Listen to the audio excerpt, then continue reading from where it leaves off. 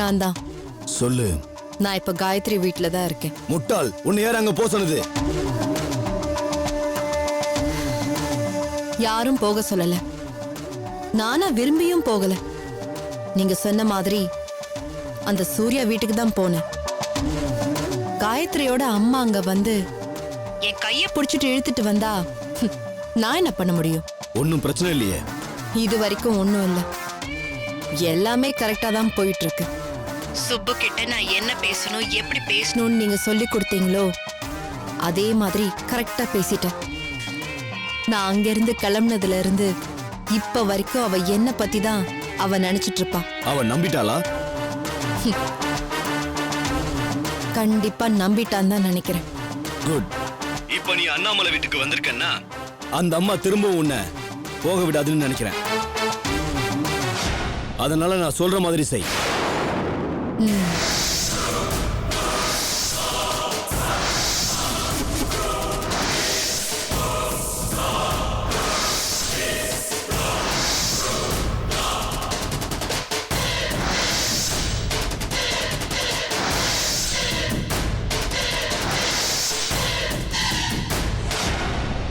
Okay.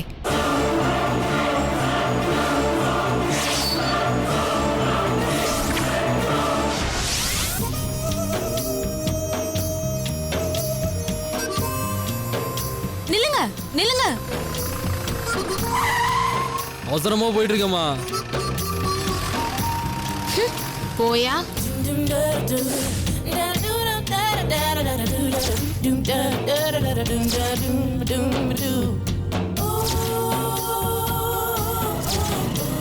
Hello. C போயா.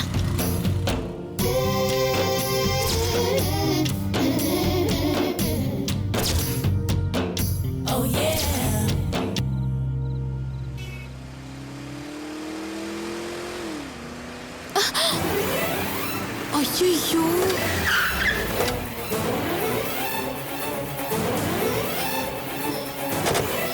ஏய் நில்லு நில்லுறி.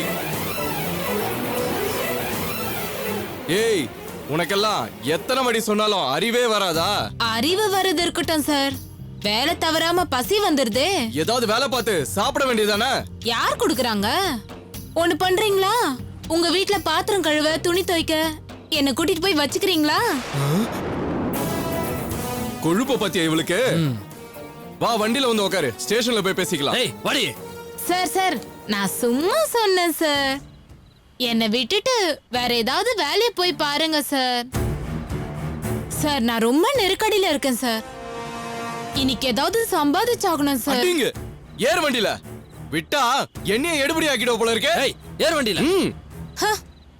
உன்னா இந்த அதிகாரத்துக்கு ஒன்னும் குறைச்சல் இல்ல. சும்மா விட்டுட்டு போவீங்களா? எப்ப பாரு புடிச்சிட்டு போயிட்டு போலீஸ் ஸ்டேஷன்ல வச்சு ரவுஸ் பண்ணிட்டு இருக்கீங்க. ரவுஸ் பண்றாங்களா? வா முதல்ல, உனக்கு இன்னைக்கு ஸ்டேஷன்ல இருக்கு. வா. யோ வாடி வான்னு சொல்றேன்ல. வா. நானே வரேன். ஏறு.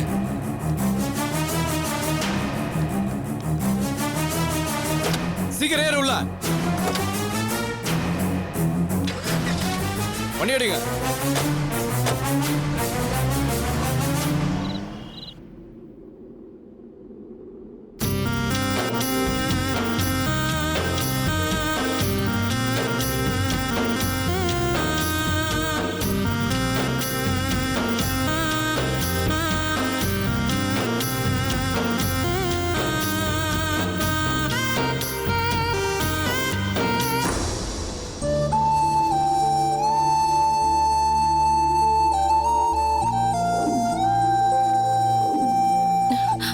நீங்க யாரு?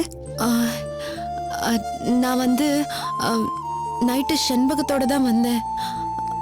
என்ன வீட்டுல தங்க சொல்லிட்டு அவங்க வெளியே போனாங்க. காலையில வந்துருவேன்னு சொன்னாங்க. செண்பகம் இப்ப வரமாட்டா. வரமாட்டாங்களா?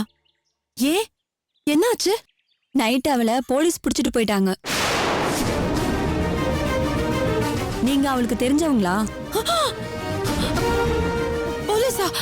போலீஸ் புடிச்சிட்டு போயிட்டாங்களா? அவ ஸ்டேஷனுக்குள்ள வரப்பதான் நான் வெளியே வந்தேன். இங்க அதெல்லாம் சகஜங்க.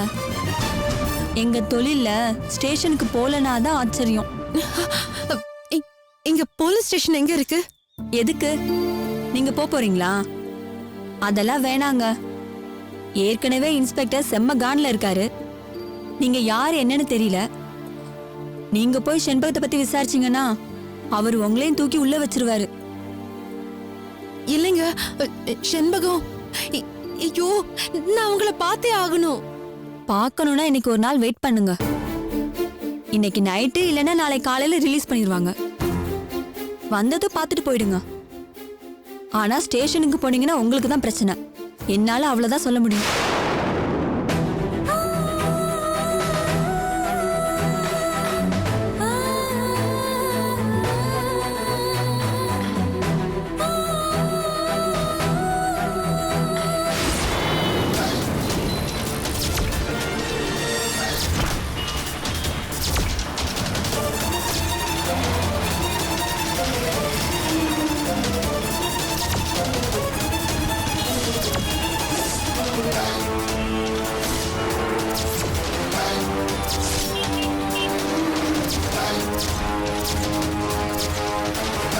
என்னுள்ளில் எம்எஸ்வி என்ற இசை நிகழ்ச்சியை வருகின்ற 27ஆம் தேதி காமராஜர் அரங்கத்திலே என்னுடைய இசைக்குழுவினருடன் முழுக்க என்னுடைய ஆத்மார்த்தமான அண்ணனுக்கு நான் செய்யும் நன்றி கடனாகும்.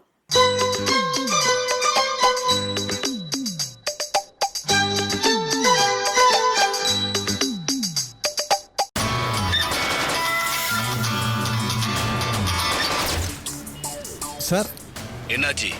இப்ப எங்க வந்துட்டு இருக்கீங்க? சார், அது ஒரு சின்ன பிரச்சனை சார். வர வழியில அந்த பொண்ணு ரெஸ்ட் ரூம் போறோம்னு சொல்லிட்டு வண்டி நிப்பாட்ட சொல்லுச்சு. 2 நிமிஷம் கூட இல்ல, அதுக்குள்ள போய் பார்த்தா அந்த பொண்ணு கம்பி நீட்டுச்சு சார். டேய், என்னடா சொல்ற? சார் டென்ஷன் ஆகாதீங்க. இங்கே தான் பக்கத்தில் எங்கேயாவது ஒளிஞ்சிக்கிட்டு இருக்கோம். நாங்கள் தேடிக்கிட்டு தான் இருக்கோம் சார். எப்படியும் கண்டுபிடிச்சி கூட்டு வந்து ஒப்படைச்சிடுறோம் சார். டேய், இத பாரு, இது என் வாழ்க்கை சம்பந்தப்பட்ட விஷயம். காயத்ரி மட்டும் இன்னைக்குள்ள வந்து சேரல, சரி சார். நீங்க 2 பேரும் உயிரோட இருக்க மாட்டீங்க சார். அவளை கவனிக்க உன்னை அனுப்புன மாதிரி உன்னை கவனிக்க இன்னொருத்தனை அனுப்பியிருக்கேன். புரியுதா? சார், என்ன? தயவு செஞ்சு கோச்சிக்காதீங்க சார். கண்டிப்பாக கண்டுபிடிச்சிடுவோம் சார். ஒரு துரோகம்லாம் பண்ண மாட்டேன் சார். நைட்டுக்குள்ள அவ இங்க வந்தாகணும். புரியுதா? சரி சார். அவ வரல, உன் வீட்டுக்கு உன் பணம் போகும். போன. Okay sir.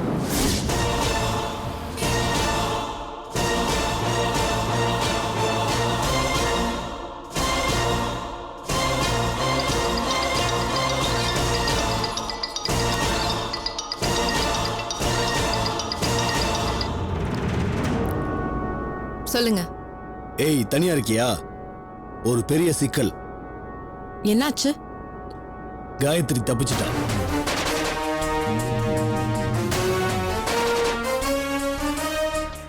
ஓ, அப்போ நான் நினைச்சது கரெக்டா தான் இருக்கு. நீ என்ன நினைச்ச? இல்ல, அவகிட்ட இருந்து இந்த வீட்டுக்கு ஒரு கால் வந்துச்சு. எப்போ? எங்க இருந்து? பதறாதீங்க. லக்கிலி நான் தான் எடுத்து பேசினேன். என்ன? நீ பேசுனியா? ஏன் என்கிட்ட இதை அப்பவே சொல்ல? இங்க பாருங்க, இந்த வீட்ல காயத்ரியோட அம்மா இருக்காங்க. அது எப்ப பாரு வீட்டை விட்டு நகராம இங்கே தான் இருக்கு. பத்தாததுக்கு 24 மணி நேரமும் என் கூடவே தான் இருக்காங்க. அவங்க நகர்ந்தா தானே நான் ஃபோன் பண்ண முடியும். அவ என்ன சொன்னா? அது முதல்ல சொல்லு. நத்திங்.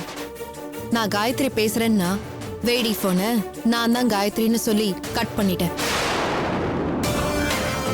பட் அவ எந்த நம்பர்ல இருந்து பேசினாலோ அந்த நம்பரை நான் நோட் பண்ணி வச்சிருக்கேன். சொல்லு, அந்த நம்பர் சொல்லு.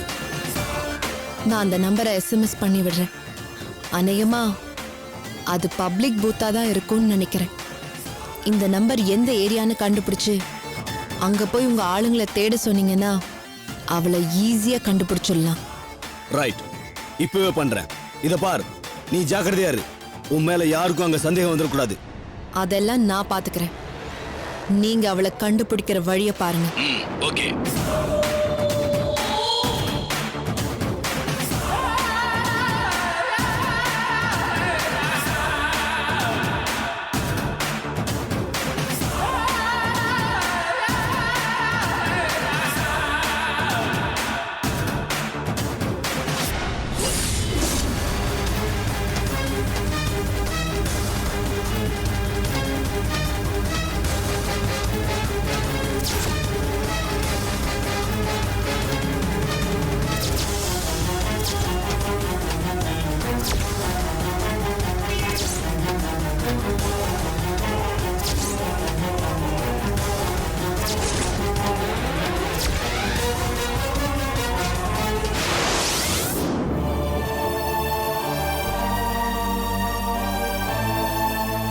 என் பிள்ளைய நான் அப்படி வளர்க்கல சார். அவன் படிச்சவன், உலகம் தெரிஞ்சவன், 4 விஷயத்த 4 விதமா யோசிக்க தெரிஞ்சவன், நல்லது எது கெட்டது எதுன்னு பிரிச்சு பார்க்க தெரிஞ்சவன் அவன். உணர்ச்சி வசப்பட்டா கூட ஒரு கொலைய பண்ணணும்னு நினைக்க மாட்டான் சார் அவன். அது சரிம்மா, ஒரு கொலை நடந்திருக்கு, அது உண்மையா இல்லையா?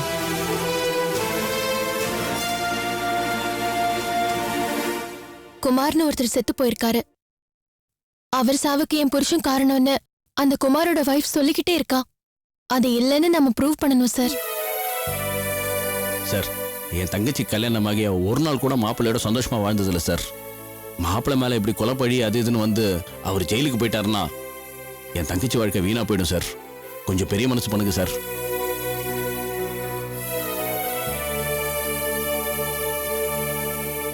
இங்க பாருங்க சார், உணர்ச்சி வசப்பட்டு என்கிட்ட பேசிட்டு இருக்கிறதுல அர்த்தம் இல்ல.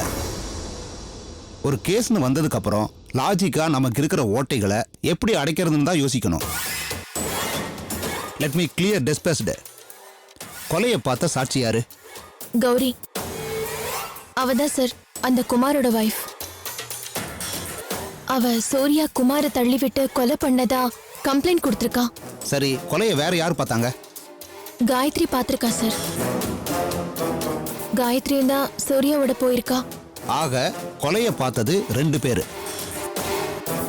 கௌரி சொல்றது உண்மைன்னா அந்த உண்மை காயத்ரிக்கும் தெரியும். அதுல இருந்து கௌரி போய் சொல்றான்னா காயத்ரி உண்மையை சொல்லணும். கரெக்டா? யாரு சொல்றது உண்மை, நடந்தது கொலையா இல்லையாங்கிற விஷயத்துக்குள்ள இப்ப நம்ம போக வேண்டாம். நீங்க சொல்ற அந்த காயத்ரி குமார சூர்யா தள்ளி விடல, குமார் தானாத்தான் விழுந்து செத்தாருன்னு கோர்ட்ல சொல்லணும். சொல்லுவாங்களா?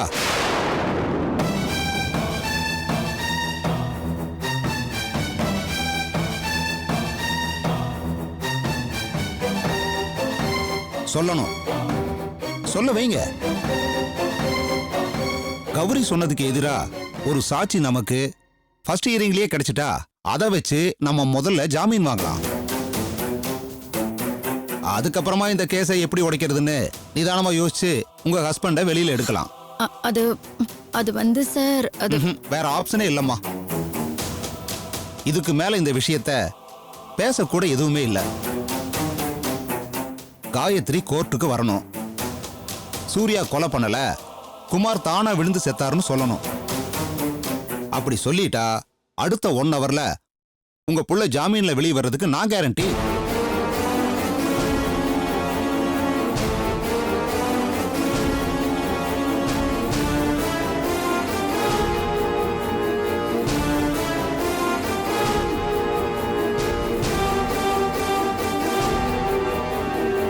என்னுள்ளில் எம்எஸ்வி என்ற இசை நிகழ்ச்சியை வருகின்ற 27ஆம் தேதி காமராஜர் அரங்கத்திலே என்னுடைய இசைக்குழுவினருடன் முழுக்க என்னுடைய ஆத்மார்த்தமான அண்ணனுக்கு நான் செய்யும் நன்றி கடனாகும்.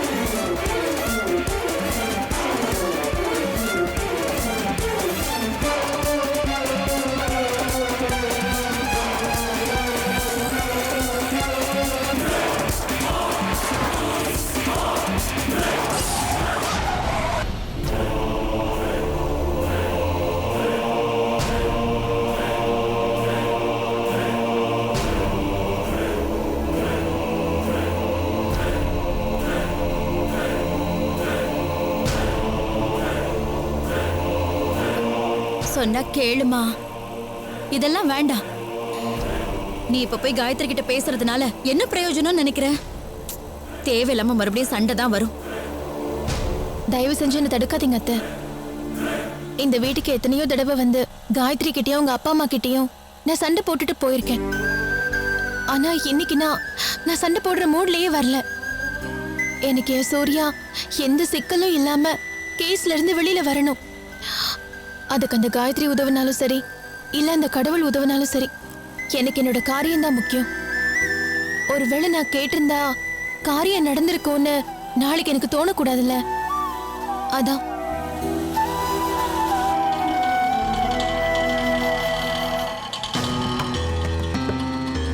அண்ணே, கொஞ்ச நேரம் வெயிட் பண்ணுங்க. வாங்க அத்தை.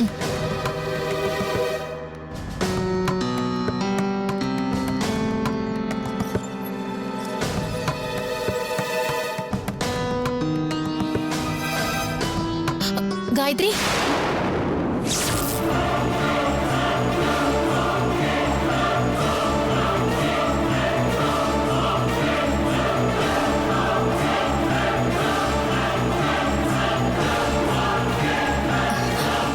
வாங்கத்த. வா சுப்பு.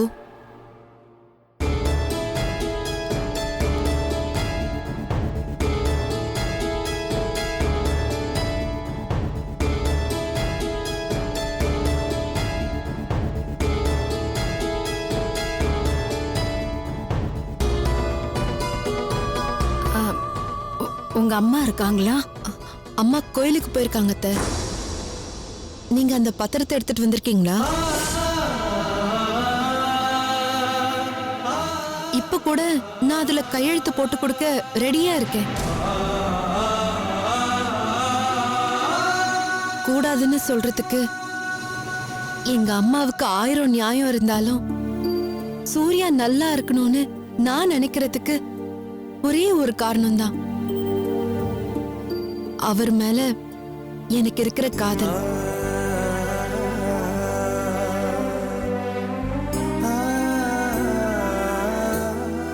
நீ நடிக்கிறியா நிஜமா பேசுறியான்னு எனக்கு புரிய மாட்டேங்குது காயத்ரி. ஏண்டி பைத்தியமா உனக்கு? நான் தான் விடுதலை பத்திரத்திலேயே கையெழுத்து போட்டு தரேன்னு சொன்னனே. அதுக்கு மேல என்ன வேணும் உனக்கு? எனக்கு என் சூர்யா வேணும். பத்திரம் இல்ல, உன் கையெழுத்து இல்ல, நீ சொல்ற நம்பிக்கை வார்த்தையெல்லாம் இல்ல, உசுரும் உடம்புமா என் சூர்யா எனக்குன்னு வந்து நிக்கணும். நடக்குமா காயத்ரி? கண்டிப்பா நடக்கும் சுப்பு. அடிப்படையில நீ ஒரு விஷயத்த சரியா புரிஞ்சுக்கல. மனுஷன் பழக்கத்துக்கு அடிமை. உறவு கூட ஒரு விதத்துல பழக்கம்தான். சூர்யா மனசுல இன்னைக்கு நான் மட்டும்தான் இருக்கேன். சட்டுன்னு நான் இல்லாம போயிட்டேனா அவரு தவிப்பாரு, தறிக்கட்டு திரிவாரு, பைத்தியம் பிடிச்சு அலைவாரு. நிதானமா யோசிச்சேனா இது எல்லாமே ஒரு குடிகாரனோட நடவடிக்கை மாதிரியே இருக்கும். ஆனா எல்லா வெறியும் எல்லா ஆத்திரமும் என்னைக்கோ ஒரு நாள் தனிஞ்சுதானே தீரணும். அப்படி தனியறப்போ நீ அவர் பக்கத்துல இருந்தேனா சாஞ்சு அழறதுக்கு ஒரு தோள் கிடைச்சதேன்னு ஓரளவுக்காகவாது உன் பக்கம் திரும்புவார் சுப்பு. அதுக்கப்புறம் அவரை உன்னோட சொத்தா மாத்திக்கிறது உன்னோட சாமர்த்தியம். அதெல்லாம் சரிதான். ஆனா இத நீ சொல்றங்கிறது தான் சந்தேகத்தை எங்களுக்கு கலப்புத. எனக்கு வேற வழி தெரியல அத்த. என்னோட ராசி அவரை ரொம்ப படுத்தது. அது மட்டும் எனக்கு நல்லாவே தெரிஞ்சிருச்சு. அவரை விட்டு நான் விலகுனாதான் அவர் வாழ்க்கையில நிம்மதின்னு ஒண்ணு இருக்கும். நான் அவர் மேல வச்சிருக்கிற அன்பு காதல் உண்மைனா நான் அவருக்காக இத செஞ்சுதான் தீரணும். நான் ஒண்ணு இத சந்தோஷமா பண்றேன்னு நினைச்சிடாதீங்க. மனச கல்லாக்கிக்கிட்டு தான் சூர்யாவை சுப்புவுக்கு விட்டு தரதா முடிவு பண்ணியிருக்கேன்.